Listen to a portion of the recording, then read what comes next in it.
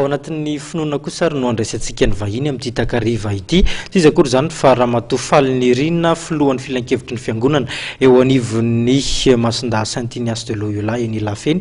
Miarabanao tompoko tonga soa amin'ity arivo ity. Dia miarahaba ny Nzaka, dia miarahaba ny mpijery rehetra eo ama-TV. Raha ny fantatra dia isy ny hetsika goavana karakarainareo anivon'ny fiangonana Saint-Ignace de Loyola Ilafy dia afaka zavainao ve zay Ramatoafaly Nirina? Ia, ankalaza ny fety mpiangonana tokoa ny kristiana rehetra miaraka amin'ny distrika eo amin'ny Ekara Ilafy arovan'ny Masindahy Ignace de Loyola.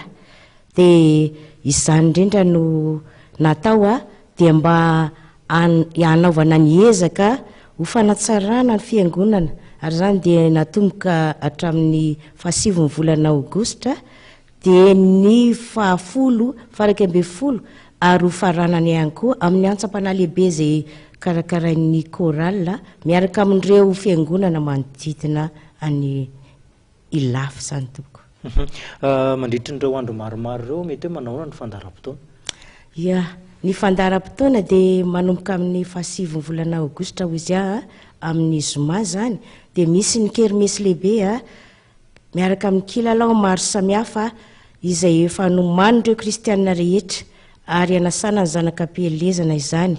Dia ny mitoy izany amin'ny 10 volana ary ny tena zavatra goavana indrindra dia ny lamesa izay miaraka amin'ireo zanakam-pielezana sy ireo taranaka rehetra ary arahana sakramentany batemy sy mariazy, ary ihany koa andraisana sy anaovana voka-dehibe izay efa ela tokoa ngambany tsy nisy an'izany teo amin'ny Ekara Ilafy ka anasana ny kristiana rehetra sy ireo taranaka rehetra ho tonga maro satria adidy lehibe no atrehana amin'izany dia ny fanatsarana ny fiangonana izay efa tranaininainy ihany tompoko.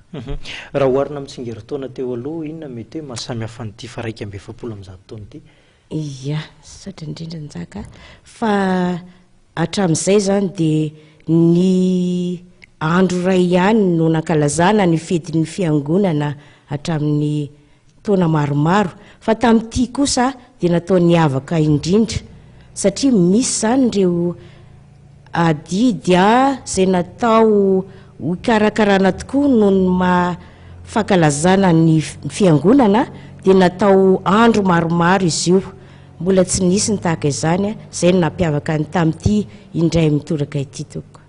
Ramatoafaly Nirina, inonona fa matoa ianao tonga amin'ity takariva ity dia misy ihany koa ny fanentanana ny zanakam-pielezana na ny zanaky ny fiangonana ihany koa dia tanina ho avy amin'io arivo io aloha ianao mihitsy nitondra izay teny fanentanana izay ty amin'ny famaraparana ny resadresakitsika. Eny tompoko, dia efa niresaka tokoa izay tamin'ireo birao zanakam-pielezana rehetra, ary izany indrindra no mbola namafisana eto ihany koa manaraka ireo filazahana marobe efa nalefa tamin'ny radio sy ny televiziona ma-TV, ary ankalazana tokoa zao fety fiangonana izao dia efa niresaka zany zay fa misy ny fanovana ny braon'ny zanakam-pielezana koa miantso ny rehetra zany ireo any am-pielezana rehetra any mba ho tonga anao ny fanavozana izany brao zany amin'io fotoana io tompoko.